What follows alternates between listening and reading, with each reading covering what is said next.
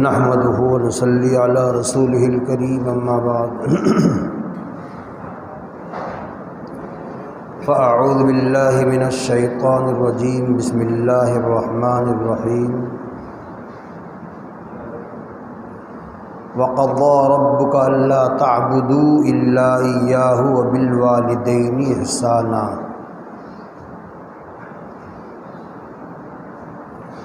وقال النبي صلى الله عليه وسلم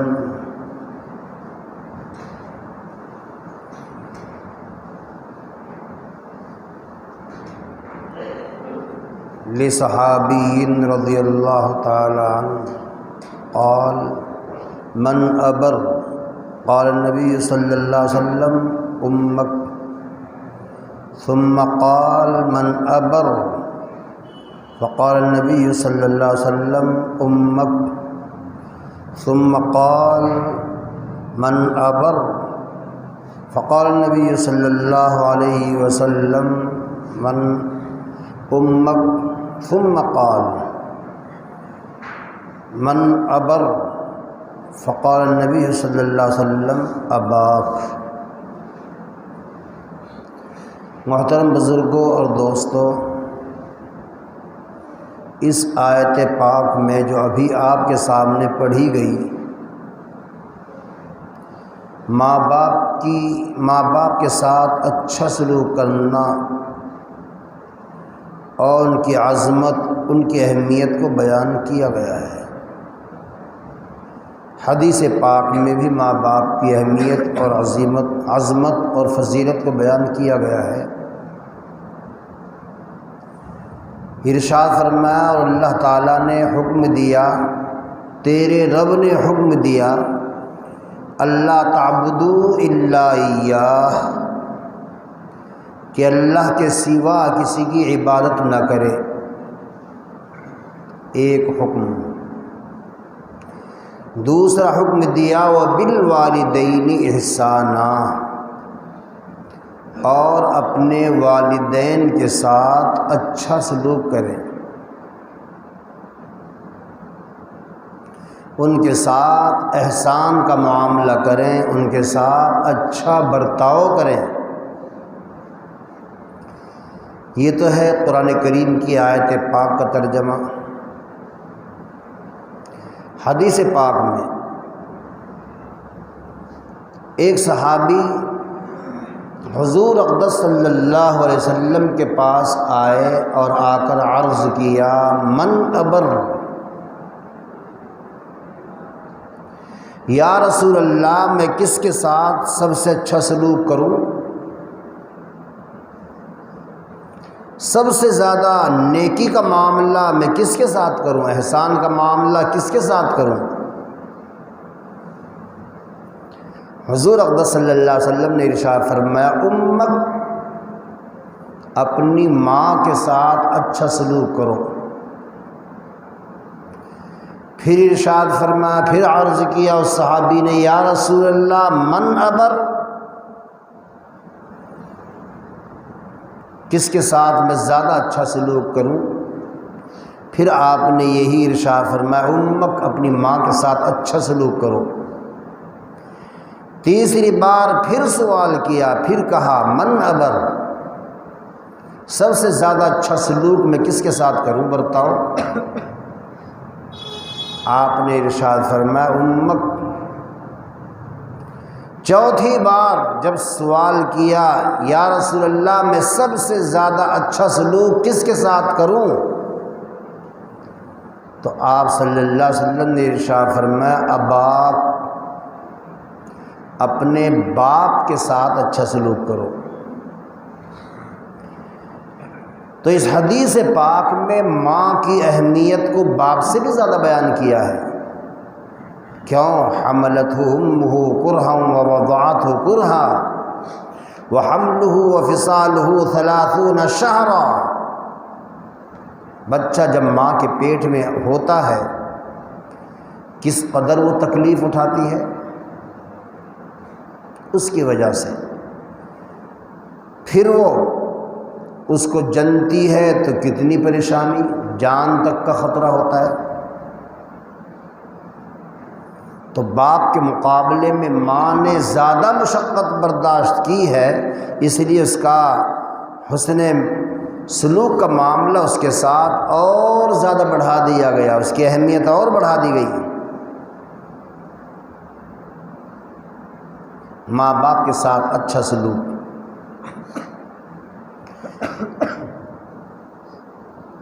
تو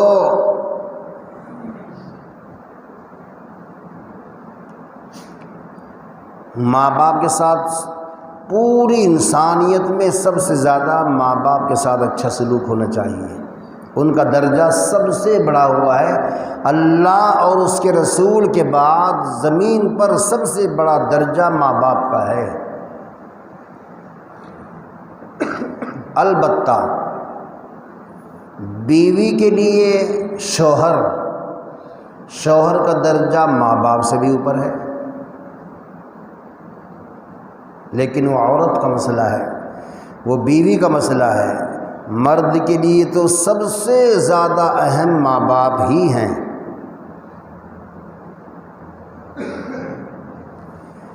حضرت نبی اکرم صلی اللہ علیہ وسلم نے ارشاد فرمایا کہ اگر اللہ کے علاوہ کسی کو سجدہ ہوتا تو بیوی کو حکم دیا جاتا کہ وہ اپنے شوہر کو سجدہ کرے، لیکن سجدے کا حکم نہیں ہے اللہ کے علاوہ۔ اس حدیث سے معلوم ہوا بیوی کے لیے شوہر کا درجہ بڑا ہے ماں باپ سے بھی، اس لیے اس کا خاندان بھی اونچے ہے بمقابل بیوی کے خاندان سے۔ جب شوہر کا درجہ بڑھا، جو اس سے متعلقین اس کا بھی درجہ بڑھا۔ بہرحال کتنی اہمیت ہے ماں باپ کی۔ ایک صحابی ہیں جن کا نام ہے علقمہ بن اسود، صحابی، بہت اللہ والے، پھر صحابی، نیک آدمی۔ جب انتقال ہونے لگا، لوگ کلمے کی تلقین کر رہے تھے، لا الہ الا اللہ محمد رسول اللہ صلی اللہ علیہ وسلم، یہ پڑھ رہے تھے پاس بیٹھے ہوئے۔ حکم تو کرنا نہ چاہیے، پڑھو، یہ نہیں کہنا چاہیے، اس کے پاس پڑھتا رہے تاکہ وہ بھی دیکھ کر کے پڑھ لے۔ بہت بڑی فضیلت ہے جو کلمے کے ساتھ دنیا سے جائے، پڑھتا ہوا جائے۔ ان کی زبان پر کلمہ ہی نہیں آیا، لا الہ الا اللہ محمد الرسول اللہ زبان پہ چڑھتا ہی نہیں مرتے وقت۔ صحابہ بیٹھے ہوئے کلمے کی تلقین کر رہے ہیں، تو صحابہ نے کہا حضرت بلال سے جاؤ نبی اکرم صلی اللہ علیہ وسلم کے پاس کہ آپ کے صحابی کا یہ حال ہے، کلمہ زبان پر نہیں آ رہا ہے۔ گئے، حضرت نبی اکرم صلی اللہ علیہ وسلم نے ارشاد فرمایا اس کے والدین ہیں ابا اماں؟ انہوں نے کہا کہ ابا تو نہیں ہے، ماں ہے۔ اے بلال جاؤ اس کی اماں کو میرے پاس بلا کے لاؤ، اگر وہ نہیں آنا چاہتی تو میں جاؤں گا۔ وہ پیارے نبی صلی اللہ علیہ وسلم کی بات لے کر کے پہنچے اس اماں کے پاس، بوڑھیا کے پاس۔ اس نے کہا میں نبی اکرم صلی اللہ علیہ وسلم کو اتنی زحمت، اتنی تکلیف تھوڑا ہی دے سکوں، میں خود جا رہی ہوں۔ عصا لیا، ڈنڈا لیا، اپنی لٹھیا لی اور اس کے سہارے پیارے نبی صلی اللہ علیہ وسلم کے پاس آ گئی ماں۔ آپ صلی اللہ علیہ وسلم نے ارشاد فرمایا تمہارا بیٹا علقمہ کیسا تھا؟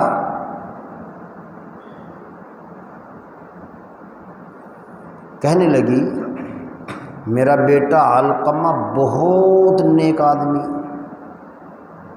متقی، پرہیزگار، عبادت گزار، راتوں میں تہجد پڑھنے والا، دن میں اللہ کے راستے میں دوسرے کام کرنے والا، بہت اچھا۔ حضور صلی اللہ علیہ وسلم نے ارشاد فرمایا تم یہ بتاؤ تمہارے ساتھ کیسا سلوک ہے اس کا؟ کہنے لگی میں تو ناراض ہوں، ویسے اچھا آدمی ہے لیکن میری پسند کا نہیں اور میں اس سے ناراض ہوں، دل سے ناراض۔ حضور اقدس صلی اللہ علیہ وسلم نے پوچھا تم آخر دل سے ناراض کیوں ہو؟ بولی کہ میرے اوپر اپنی بیوی کی بات کو رکھتا ہے، ترجیح بیوی کو دیتا ہے میرے اوپر، بات میری مانتا تو ہے لیکن بیوی کی میڈم کی بات اوپر کیوں؟ وہ تو میڈم کیا، وہ تو مینڈک ہے، سر پہ اٹھ کے آگے بیٹھ جائے۔ میڈم کی بات اوپر رکھتا ہے، میری بات نیچے رکھتا ہے، کہنا مانتا ہے۔ مثال کے طور پر میں نے کہا بخار کے لیے دوائی لا دو، لا کے دے دیتا ہے۔ میڈم نے کہا رس ملائی لا دو، پہلے رس ملائی لا کے دے 1 گھنٹہ پہلے، مثال۔ دوائی بھی لے آوے میری لیکن 1 گھنٹے بعد لاوے، پہلے اس کی بات مانتا ہے۔ حضور اقدس صلی اللہ علیہ وسلم نے ارشاد فرمایا واقعے میں اس کی غلطی ہے، غلطی ہے یہ، اسے ہم غلطی نہیں سمجھتے۔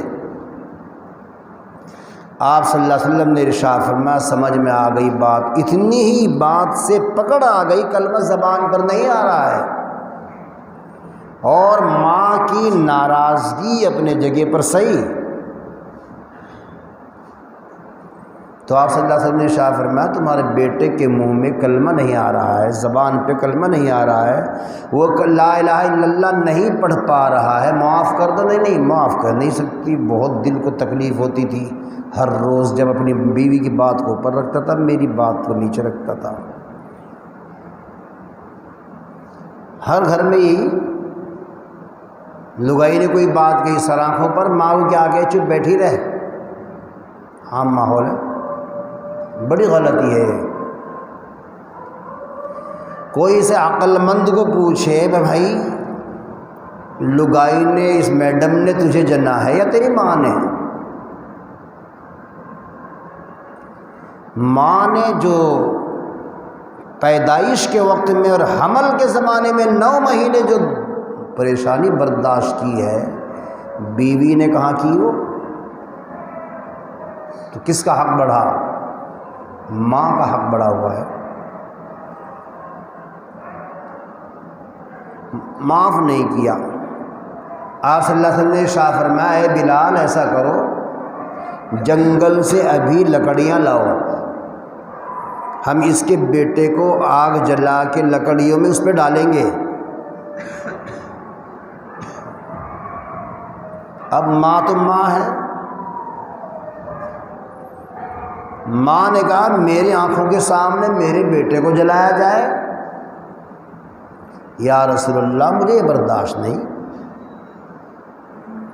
تو آپ صلی اللہ علیہ وسلم نے ارشاد فرمایا تیرے بیٹے کی جیسے ہی آنکھ بند ہوگی تب بھی تو وہ دوزخ کی آگ میں جائے گا، وہ تو اس سے بھی خطرناک آگ ہے، ہم تیرے سامنے ڈال دیں گے، اس سے ہلکی آگ میں ڈال لے، اس کی تو تجھے پریشانی ہے، اور اس سے خطرناک آگ میں جائے گا تیرے معاف نہ کرنے سے، تیرے درگزر نہ کرنے سے، تو اس پہ تم قناعت کیے ہوئے ہو، معاف نہیں کرتی۔ پیارے نبی صلی اللہ علیہ وسلم میں عقل کتنی تھی؟ حدیث میں پوری دنیا جو آدم علیہ السلام سے لے کر قیامت تک کی جتنی بھی دنیا آئے گی سب میں ایک حصہ ہے عقل کا، اور پیارے نبی محمد عربی صلی اللہ علیہ وسلم کے پاس عقل کے 99 حصے تھے۔ ایک حصے میں سارے وگیانی جو جہاز میں اڑے پھر رہے ہیں، کوئی کچھ کوئی کچھ، لیکن آپ صلی اللہ علیہ وسلم کی عقل کتنی بڑی ہوئی؟ 99 درجے بڑی ہوئی تمام انسانوں سے۔ دیکھو کتنی عقل کی بات ہمارے ذہن میں آتی۔ ماں کو سمجھانے کا کیا انداز اختیار کیا، سمجھ میں آ گئی بات، کہنے لگی یا رسول اللہ جب اس آگ سے بھی خطرناک آگ ہے واقعتاً وہ تو میں تو معاف کرتی ہوں، اپنے بیٹے کو معاف کر دیا۔ حضرت بلال رضی اللہ تعالیٰ عنہ واپس جا رہے تھے، اس مکان میں داخل ہونے جا رہے تھے، داخل ہی ہوئے تھے، گیٹ پہ پہنچے ہوئے تھے، اندر سے آواز آئی لا الہ الا اللہ محمد الرسول اللہ صلی اللہ علیہ وسلم۔ یہ ہے ماں باپ، ان کی ہلکی سی بھی دل شکنی اور دل کو توڑنا بیچ کو نکلتا ہے، بڑا خطرناک معاملہ ہوتا ہے۔ حضور اقدس صلی اللہ علیہ وسلم نے اس صحابی کی، علقمہ بن اسود کی جنازے کی نماز اپنے آپ پڑھائی اور قبرستان میں ہی بیان دیا۔ دفنانے کے بعد صحابہ کرام کو مخاطب کر کے کہا، فرمایا کہ جو آدمی اپنی بیوی کی بات کو ماں کے اوپر رکھے گا اس کی نہ فرض نماز قبول نہ نفل نماز قبول۔ اتنا اہم مسئلہ ہے جس کی طرف ہماری توجہ نہیں۔ حضرت اویس قرنی رحمۃ اللہ علیہ کو سبھی لوگ جانتے ہیں کہ صحابی بننے سے ماں کی خدمت رکاوٹ بنی ہے۔ آپ صلی اللہ علیہ وسلم سے اجازت لی یا رسول اللہ آنا چاہتا ہوں لیکن ماں کی خدمت کرنے والا کوئی نہیں۔ آپ صلی اللہ علیہ وسلم نے ارشاد فرمایا کہ تم ماں کی خدمت کرو۔ صحابیت کی جو شرف ہے، فضیلت ہے، وہ چھوڑ دی ماں کی خدمت کی وجہ سے۔ آپ نے بھی چھوڑوائی، خود ہی کہ فرمایا کہ ماں کی خدمت پہلے ہے۔ حضرت نبی اکرم صلی اللہ علیہ وسلم نے حضرت عمر اور علی سے کہا، اے عمر، اے علی، جب تمہیں کبھی اویس ملے، اویس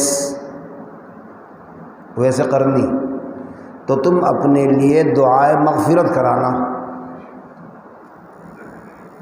اپنے لیے دعائے مغفرت کرانا جب تمہاری کبھی ملاقات ہو حضرت اویس سے۔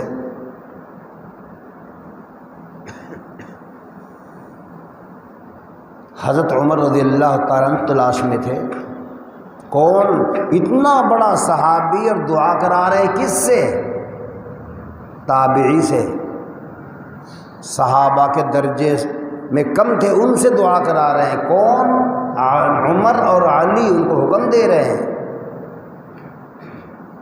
حضرت عمر رضی اللہ تعالیٰ نے ایک مرتبہ تحقیق کی اپنے زمانے میں، حکومت کے زمانے میں، حاضر لی کہاں؟ میدان عرفات میں۔ کون آیا یمن سے؟ کھڑے ہو جاؤ، کھڑے ہو گئے۔ کون آیا؟ قرن خاندان سے چند آدمی کھڑے رہ گئے۔ کون جانتا ہے اویس کو؟ کہنے لگے لوگ یہ جس کے چچا ہیں، یہ جانتے ہیں۔ چچا سے پوچھا کہ واقعتاً تم ان کے چچا ہو؟ کہنے لگے ہاں میں ان کا چچا ہوں۔ کہنے لگے اویس کہاں ہے، کیسا آدمی ہے؟ کہنے لگے جو اویس کے بارے میں کیا پوچھ رہے آپ، تو با اللہ صاحب میرا بھتیجا ہے، یہاں جنگل میں اونٹ چرا رہا ہے، وہاں چھوڑ کے آیا ہوں اسے، میدان عرفات کے جنگل میں۔ اہمیت ہی کوئی نہیں تھی لوگوں کے بیچ میں ان کے۔ کیوں؟ خالص اللہ اللہ کرنے والوں کی کون اہمیت سمجھ رہا؟ آج بھی ایسے ہی، آج تو اور گرا ہوا سمجھے، اس طرح کا ماحول بنا ہوا ہے۔ کہنے لگے تم یہ باتیں نہ کہو، بہت اونچا آدمی ہے، تم نے ہمیں پتہ بتلا دیا۔ حضرت عمر علی دونوں دوڑ کر کے پہنچے، کس کے پاس؟ اویس قرنی کے پاس۔ سوچا موقع مل گیا، پیارے نبی صلی اللہ علیہ وسلم کی بات جو تھی آج اس کا موقع ملا ہے۔ جا کے دیکھا ببول کے درخت کے نیچے نفلیں پڑھ رہے ہیں، دونوں بیٹھ گئے۔ کہنے لگے انہوں نے محسوس کر لیا 2 آدمی آ کے بیٹھے ہیں، انہوں نے لمبی نفل کو مختصر کر کے سلام پھیر دیا۔ کہنے لگے حضرت عمر رضی اللہ تعالیٰ عنہ تم کون؟ کہنے لگے میں عبداللہ ہوں، اللہ کا بندہ۔ حضرت عمر رضی اللہ تعالیٰ عنہ ارشاد فرمایا اللہ کے بندے تو سبھی ہیں، اصلی نام بتاؤ۔ انہوں نے کہا تم میرا انٹرویو لے رہے ہو، کون ہو آپ؟ میں عبادت میں مشغول تھا، آپ میرے ساتھ فالتو باتیں کر رہے ہیں۔ جن کی توجہ ادھر ہو جاوے انہیں اتنی بات بھی فالتو نظر آئے۔ حضرت علی بول پڑے عمر بن خطاب ہیں، امیر المومنین ہیں، ہل گئے پھر تو۔ اب عمر تو عمر ہی تھے۔ عمر کا کتنا رعب تھا کہ اگر کسی عورت کو بلا لیا کسی تحقیق کے لیے، پیٹ میں اگر بچہ ہوتا تو بعض مرتبہ وہ گر جاتا۔ دہشت اتنی حضرت عمر کی، دین پر عمل کرانے کے لیے، اپنی ذات کے لیے نہیں، دین پر عمل کرانے کے لیے۔ جب عمر کا نام سنا حضرت اویس نے تو لرز گئے، اجی مجھے معلوم نہیں تھا آپ عمر ہیں۔ حضرت عمر نے فرمایا میری آپ سے پہلے ملاقات نہیں، کوئی آپ کی اس میں غلطی نہیں ہے، آپ مجھے جب جانتے نہیں تو آپ کا کہنا یہ صحیح تھا، آپ کو انہیں انٹرویو لینے آ گئے، بات آپ کی بالکل بجا ہے، صحیح ہے، کوئی پریشانی کی بات نہیں۔ اویس جلدی سے ہاتھ اٹھاؤ اور عمر کے لیے، علی کے لیے دعا کر دو کہ اللہ تعالی ہماری مغفرت کر دے۔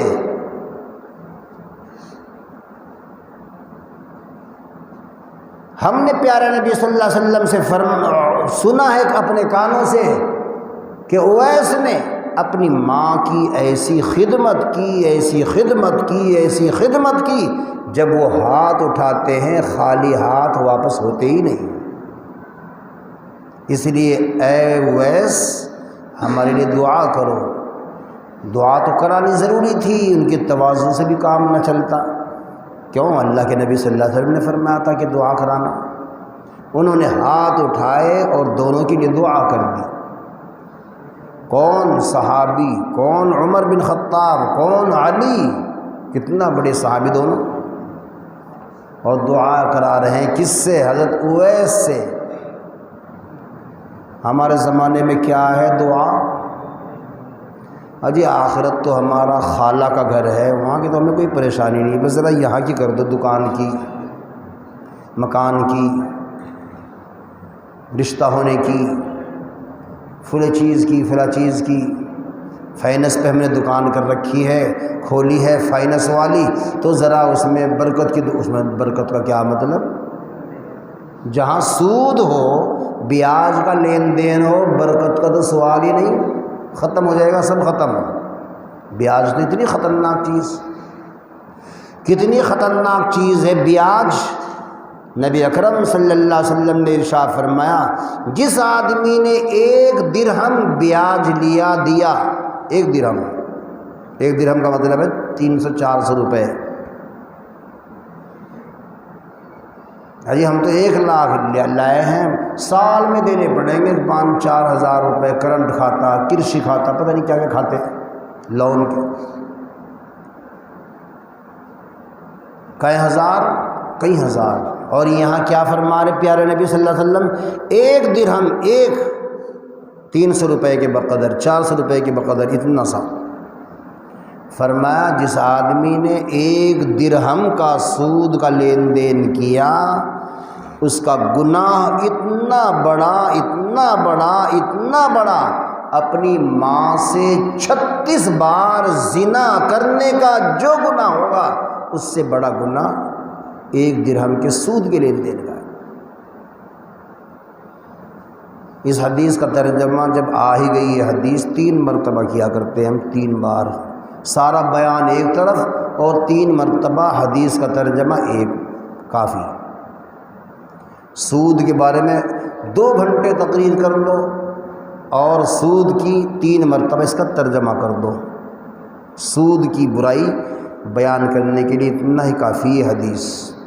فرمایا نبی اکرم صلی اللہ علیہ وسلم نے جس آدمی نے سود کا 1 درہم لیا دیا، چاہے لیا ہو چاہے دیا ہو سود، اس کا نام چاہے فائننس رکھیں، اس کا نام چاہے ایف ڈی رکھیں، اس کا نام چاہے کرشی کھاتہ رکھیں، اس کا چاہے نام لون رکھیں، لیٹرین تو لیٹرین ہے، چاہے پیخانہ کہہ لو چاہے کچھ اور کہہ لو، کیا کیا الفاظ ہیں، ہے تو ایک ہی چیز جس کو ہم بڑے خطرناک الفاظ بھی کہہ سکتے ہیں گاؤں کی زبان میں، ہے تو ایک ہی چیز، سود سود ہے، چاہے اس کا نام کچھ بھی رکھ دیں۔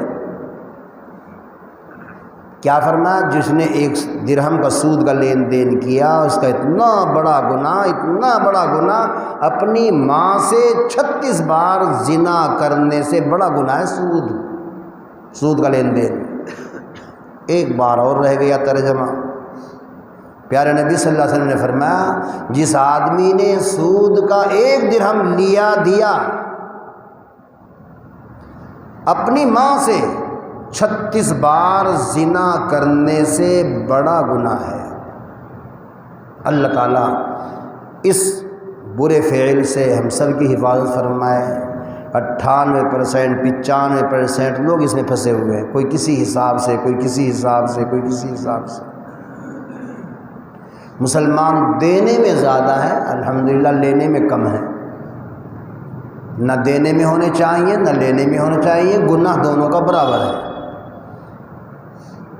بہرحال والدین کی بات چل رہی تھی، یہ تو ایسے ہی بات آ گئی۔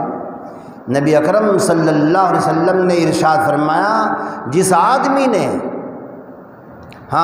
نبی اکرم صلی اللہ علیہ وسلم نے ماں باپ کے حقوق بیان کرتے ہوئے ارشاد فرمایا، حضرت اویس کی اہمیت بیان کرتے ہوئے ارشاد فرمایا کہ اویس نے ایسی خدمت کی ہے کہ اگر وہ ہاتھ اٹھا کے دعا کر دیں تو رد نہیں ہوتی، ان کے ہاتھ خالی واپس نہیں ہوتے۔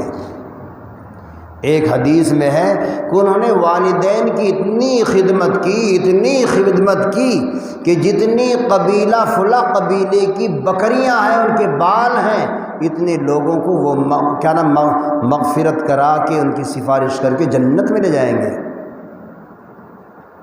ہزاروں لاکھوں کروڑوں بال ہوتے ہیں۔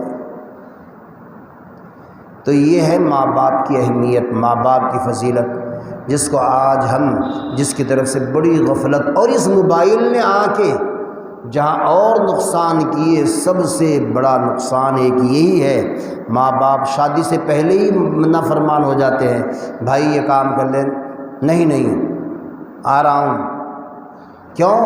وہ دیکھنے کی سین عادت پڑ گئی، اسے دیکھ رہا ہے۔ یہ موبائل ماں باپ کا بھی بہت نافرمان بنا رہا ہے۔ اللہ تعالی ہمیں ماں باپ کی اہمیت، ان کی فضیلت، ان کی عظمت کو پہچاننے کی توفیق عطا فرمائے، ان کی خدمت کرنے کی توفیق عطا فرمائے، اور جن کے دنیا سے جا چکے اللہ تعالی ان کی قبروں کو نور سے منور فرمائے۔ وما علینا الا